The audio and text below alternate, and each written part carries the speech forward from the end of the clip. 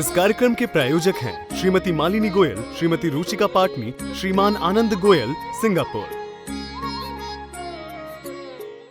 ये तन कब तक रहेगा बतलाइए? 10 साल, 20 साल, 50 साल, कितने साल? उसके बाद में शमशान में ले जाकर के जला देंगे। तो तन को तो आग लगेगी ही ना, लेकिन तन को लगने वाली आग के काल में भी हमारे ज्ञानी धर्मात्मा कैसे सहज शांत रहते हैं? प्रभु आपका नाम स्मरण करके, प्रभु आपकी वाणी का स्मरण करके वे सहज और शांत रहा करते हैं। सर पर सिगड़ी जल रही है, राजकुमार मुनिराज और शांत बैठे हुए हैं। बाहर में माथे पर अग्नि जल रही है, सिगड़ी जल रही है, और भी शांत बैठे हुए हैं। और यहां पंखा चल रहा है, एसी चल रहा है, और माथे गर्म हो रहे हैं। अंदर की आग है ना, आग लग रही है अंदर, बर्दाश्त नहीं हो रही है। इसने कैसे इतनी महंगी गाड़ी खरीद ली पड़ोस में, बर्दाश्त नहीं हो रही है, इसने कैसे ऐसा मकान बना लिया। इसकी सफेदी, ये इससे ज्यादा सफेदी ये कैसी हुई? आता था ना एक पहले ऐड आता था, पता नहीं, मैं तो बहुत सालों से तो जिसका भी आता हो इसकी साड़ी मेरी साड़ी से सफेद कैसे? क्या पता नहीं, इसको तो किसी भी बात में सोच सकता है। अब क्या बात कहें, इसके सर में मेरे सर से बाल ज्यादा कैसे? क्या बात मतलाएं भाई साहब। चलो खैर, ये कह रहे हैं, हे जिनेंद्र देव, आपके नाम कीर्तन, नाम और कीर्तन ये जल है, अपार शांति मिलती है इस कीर्तन से। प्रभु आपका जब पाठ करते हैं, प्रभु जब आपकी स्तुति करते हैं, हे जिनेंद्र देव, जब आपकी भक्ति की जाती है, जब आपकी पूजन की जाती है, तो कितनी अपार शांति मिलती है। अंतरंग परिणामों में अपार शांति की अनुभूति होती है। ये कह रहे हैं, अंदर में जलने वाली कषायों जन्य आकुलता, वो हे जिनेंद्र देव आपकी भक्ति और स्तुति से सहज ही शांत हो जाती है। ठीक है साहब, चलें आगे। देखो और आगे चलो थोड़ा सा, आगे क्या कह रहे हैं?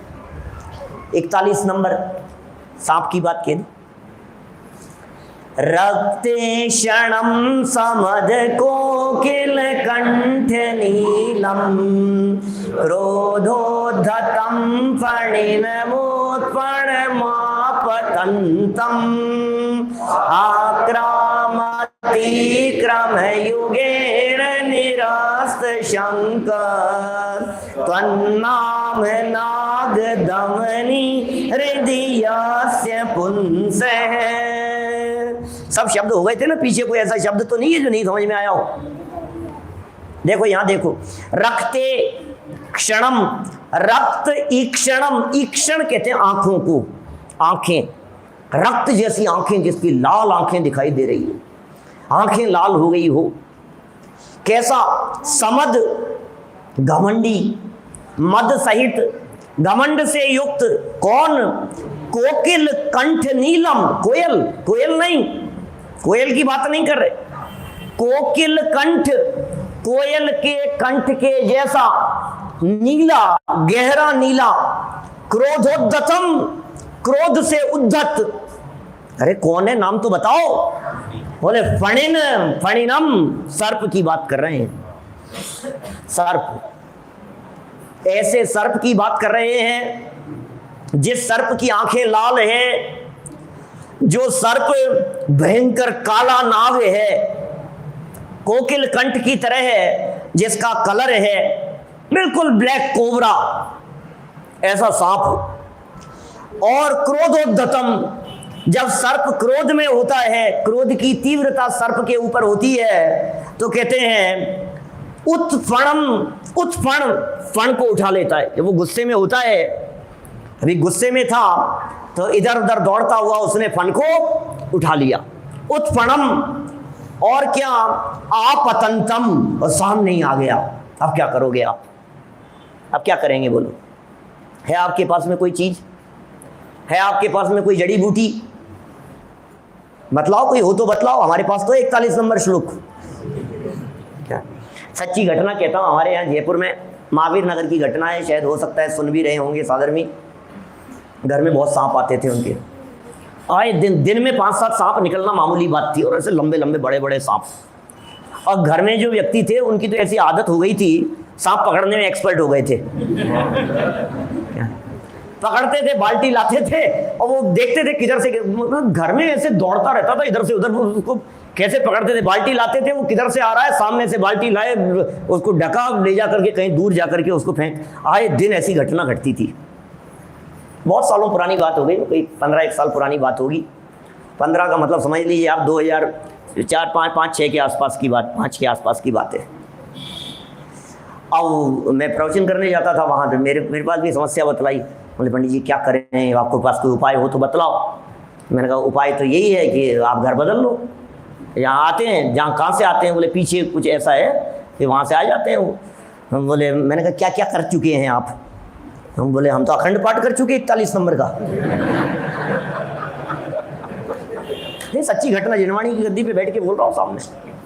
बोले बतलाया हमारे को, कई लोगों ने बतलाया कि आप इसका थोड़ा सा पाठ करो तो वो सांप जो है आएंगे नहीं, आना बंद हो जाएंगे। मैंने कहा फिर बंद हुए क्या? बोले बंद तो नहीं हुए। मैंने कहा फिर क्या हुआ कि आपने बंद कर दिया? हम तो बंद करते ही कब तक बोलते रहते। आप सोचिए, लोगों को ऐसा भ्रम हो गया है। अभी एक सच्ची घटना में कई बार बतलाई मैंने। शिखर जी, हमारा स्वर्ण जयंती का कार्यक्रम था 2016 में शिखर जी में, तो हम ऊपर से उतर गए थे और हमारे राहुल जी हैं, शायद उन्हीं की बातें किसने बतलाई थी, ऊपर से किसी 20-22 साल के लड़के को सांप काट गया बीच रास्ते में। और सांप काट गया तो उसके बहुत सारे लोग थे वहाँ। अब सांप काट गया, पार्श्वनाथ भगवान का क्षेत्र, और साक्षात सांप आ गया, तो क्या करें? उसको लेकर के बोले इसको तो ऊपर ही ले चलो पार्श्वनाथ भगवान की टोंक पर, ज्यादा दूर नहीं होगा। तो उसको ऊपर ही ले गए, नीचे नहीं लाए उसको। सांप काट गया तो उसका कोई उपचार नहीं किया, सांप काट गया, देख लिया उसको, पार्श्वनाथ भगवान के पास में ले गए। फिर क्या हुआ? क्या होना था?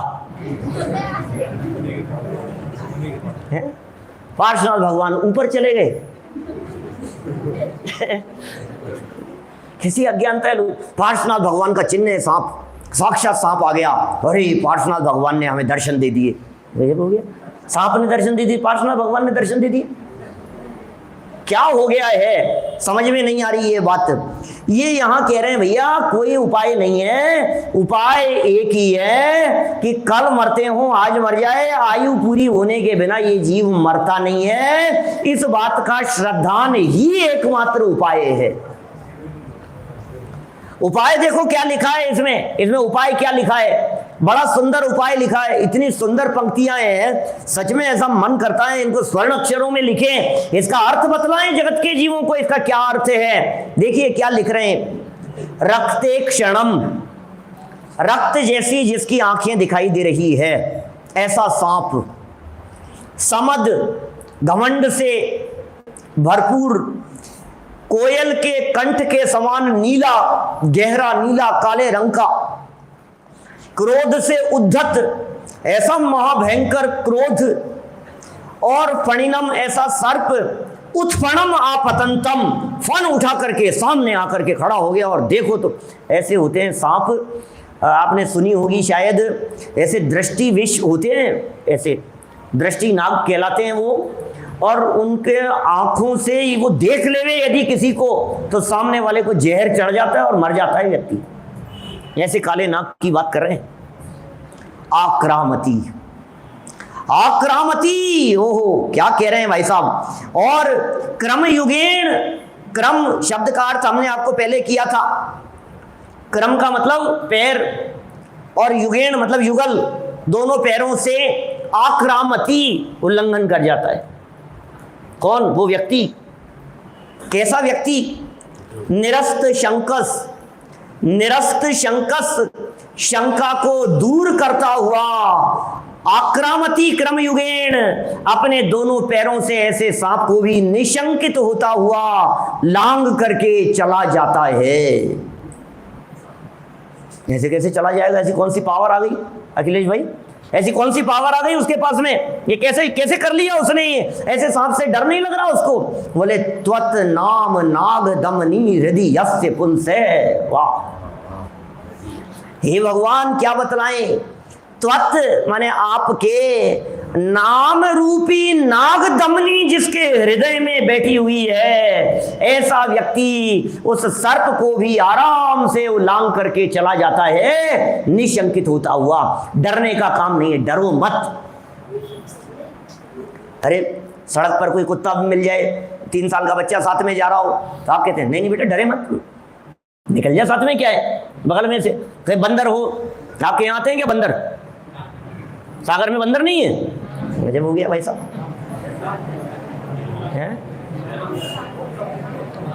बहुत कम है, बंदर देखे तो होंगे आप लोगों ने। अब बंदर आते ही नहीं तो देखे ही नहीं हो, क्या पता। देखें बंदर, टीवी पे देखें, फोटो में देखें, अखबार में।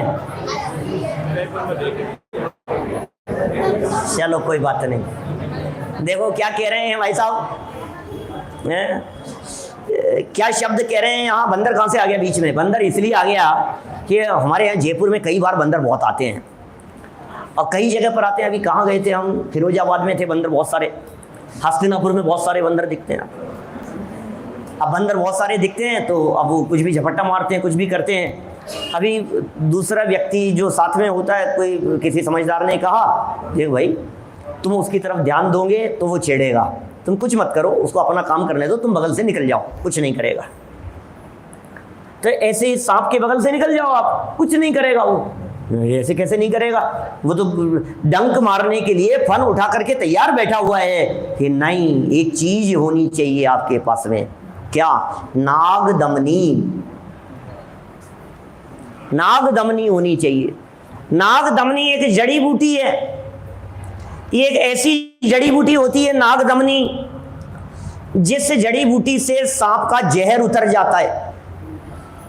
जंगलों में मिलती है कई जगह पर, ऐसे आयुर्वेद वाले लोग जानते हैं, पहचान भी होती है उसकी कई तरह की। और आजकल तो सब पहचान सकते हैं अपने मोबाइल में, एकदम नाग दमनी डालोगे तो उसकी फोटो आ जाएगी, सब शक्ल दिखने लग जाएगी उसकी। नाग दमनी क्या होता है, कैसी जड़ी बूटी होती है, क्या लक्षण होते हैं, सब आपको मिल जाएगा। सांप उस नाग दमनी के जड़ी बूटी जहां होती है, जिस पेड़ के पास में, वहां से आसपास से यदि सांप निकल रहा हो तो उसकी शक्ति कमजोर पड़ जाती है सांप की। जहर उसका ही जहर उतरने लगता है। नेवला सांप से जब भी लड़ाई करता है तो उस नाग दमनी के पास में ही लड़ने की हिम्मत करता है।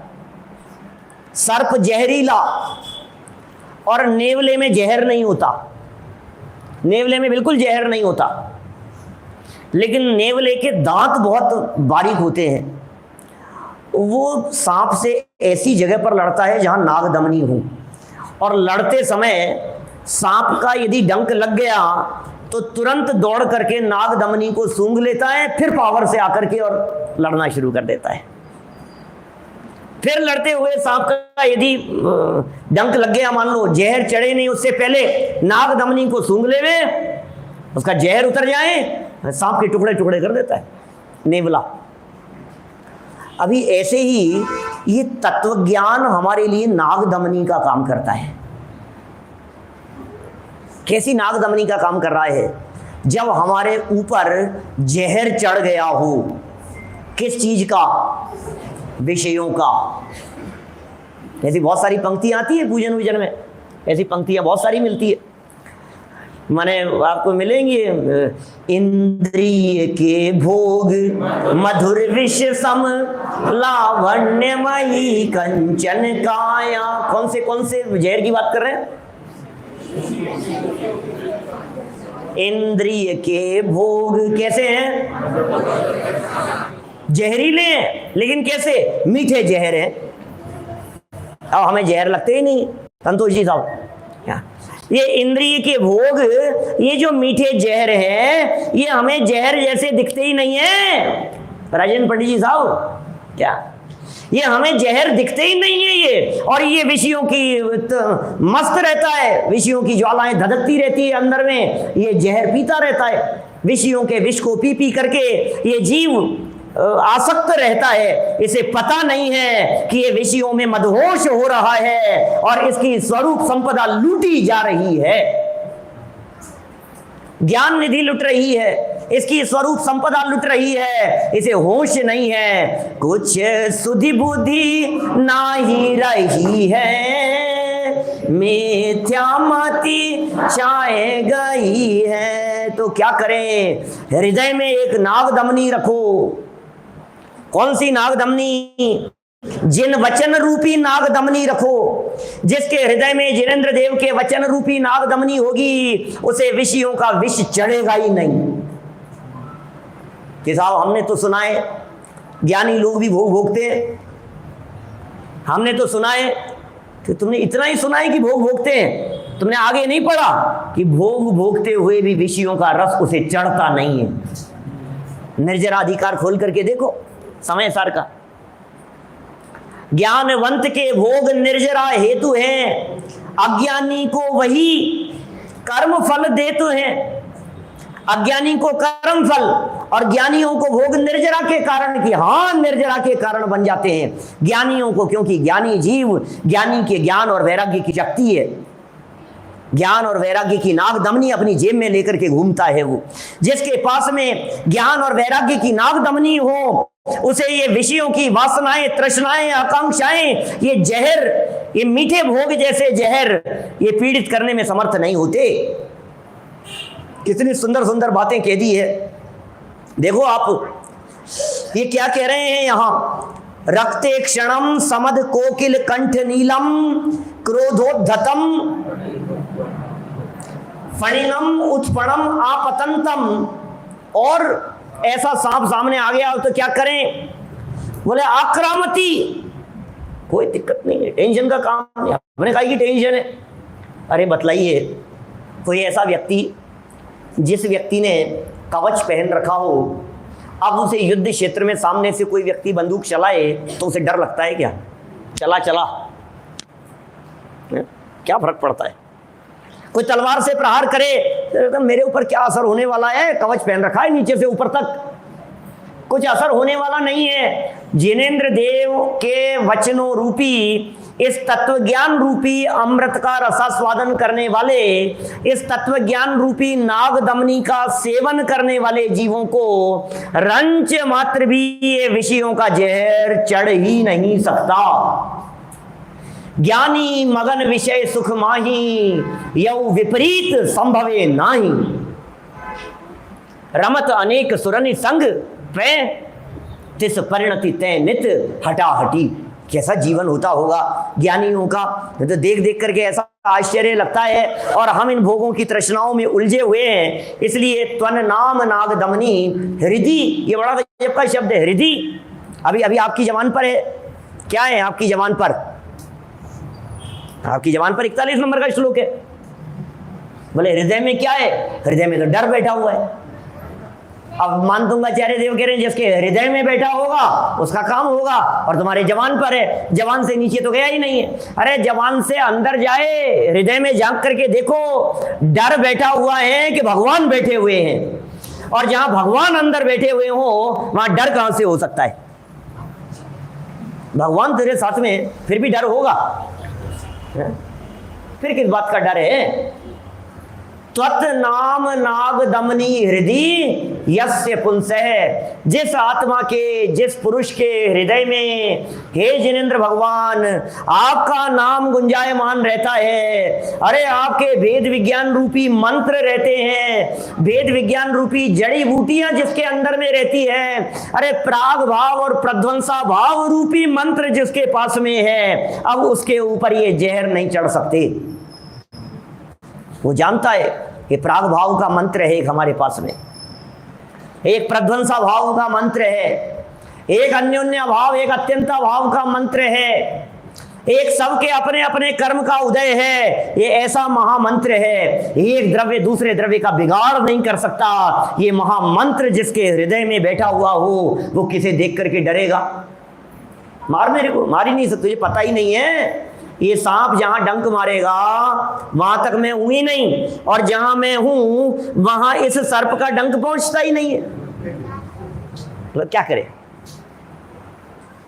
ये बात समझ में आनी चाहिए कि नहीं? ये सांप जहां भी मारेगा वो मैं नहीं हूं ना। और जहां मेरा स्वरूप है क्या वहां तक सर्प पहुंच सकता है?